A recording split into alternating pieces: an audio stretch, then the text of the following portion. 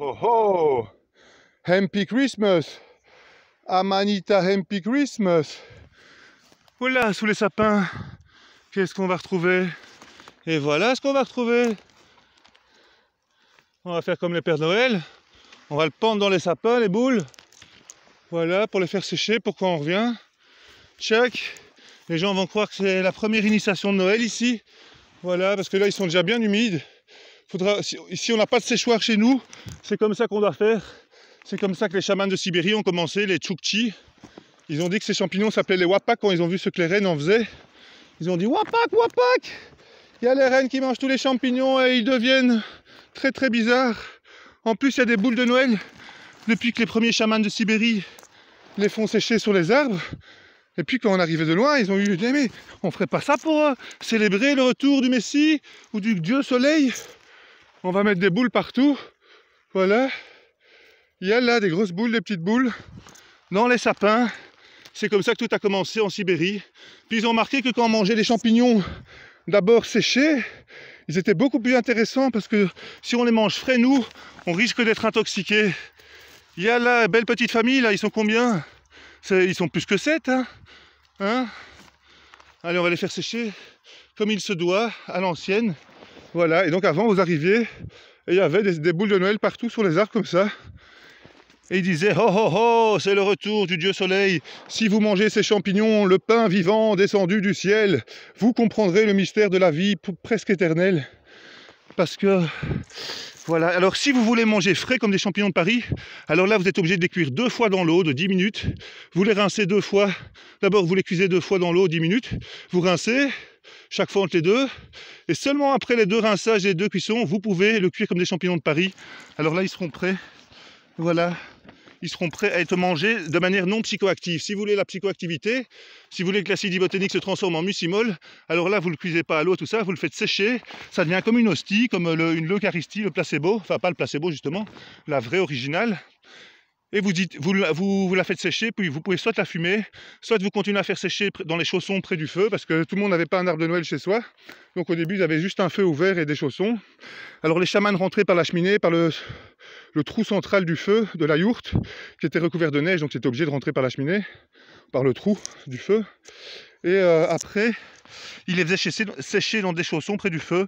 Voilà, c'est devenu ça coûte 1 € le gramme quand il est séché sur internet, un peu plus parfois. À l'époque, ils le troquaient contre des animaux, contre de la nourriture, c'était leur billet de banque en fait.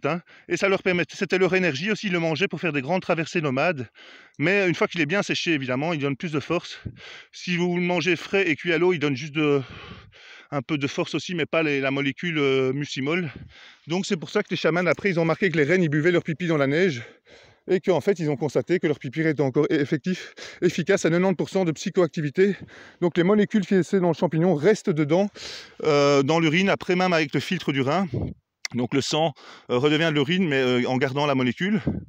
En grand pourcentage, c'est pour ça qu'ils pratiquaient la méthode Amaroli et qu'il y a Jean 6,51 et Jean 4,13 dans lequel il parle du Dieu vivant descendu du ciel, le pain vivant descendu du ciel, avec le corps de l'esprit du Christ, le sang quand on pressait ça faisait du soma, comme chez les Indiens, etc. Ou d'autres trucs, et ils appelaient ça le sang de l'esprit du Christ. Et alors, il y a un rabbi qui s'appelait Jésus qui a fait raconter une histoire au nom de ça, pour se protéger, en fait. Il a raconté que c'était l'histoire du petit Jésus qui est venu dans l'étable et qui disait « Mangez-moi, mangez-moi, mangez-moi, voici le pain descendu du ciel. Si vous mangez de ce pain, vous serez éternel ou presque éternel. » Et puis il parlait de l'eau vive aussi, l'eau vive de ta propre source, de ta propre citerne, de ta propre vessie, une fois filtrée par le rein, par ton filtre. Alors ça devient du sang pur de pipi. Ou inversement du pipi pur de sang, je ne sais plus. Mais voilà, certains, ils prennent un peu d'urine tous les jours. En médicaments, ça évite de prendre des médicaments en fait de pharmacie. D'ailleurs, il y a de l'urée dans certains médicaments, mais ça, ils vous en disent pas trop parce qu'ils auraient peur que vous alliez dire « Mais moi, je vais le vendre, mon pipi, maintenant, quand il est bon. Quand j'ai pas mangé Monsanto et McDonald's avant. » Hein? Vous croyez qu'il le rendrait à combien, son pipi, Thierry Casasnovas? Aïe, aïe, aïe. Et quand... en fait, à l'époque, quand il n'y avait pas assez de champignons pour tout le monde, c'était privilégié, ben les autres, ils avaient droit à boire l'urine des chamans, etc. L'urine pure, évidemment, qui diluait un petit peu, mais qui était du coup très forte en puissance qui leur permettait après de faire des grandes traversées ou des grands rêves extatiques, comme dans Alice au Pays des Merveilles. Et le reste, vous connaissez la chanson. Hein. Alors, j'ai envie de dire, hein, Shirka, on est où ici? Ah, là, on va se perdre. Hein. Mais non, on va pas se perdre, on connaît plus ou moins.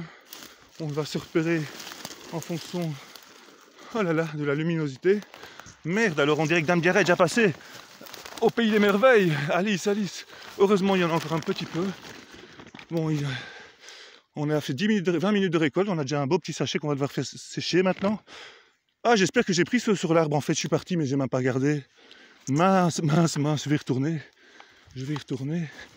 Shirka, est-ce que je les ai pris ceux de l'arbre? Je suis même pas sûr. Eh ben, je suis distrait moi aujourd'hui. Viens un peu. On a retrouvé un, heureusement. Viens un peu voir, Shirka, si je ne les ai pas oubliés sur l'arbre, en fait. Je suis un peu tête en l'air, là, pour l'instant. Il y en a partout, hein. Oh, ceux-là, ils sont un peu trop humides, dommage. Voilà encore un. Voilà encore un.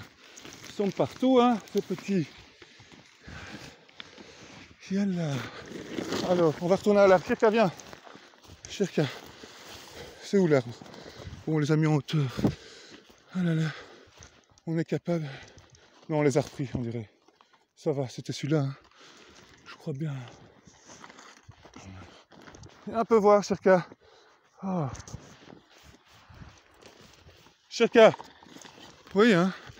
Faut venir quand je t'appelle. Hein.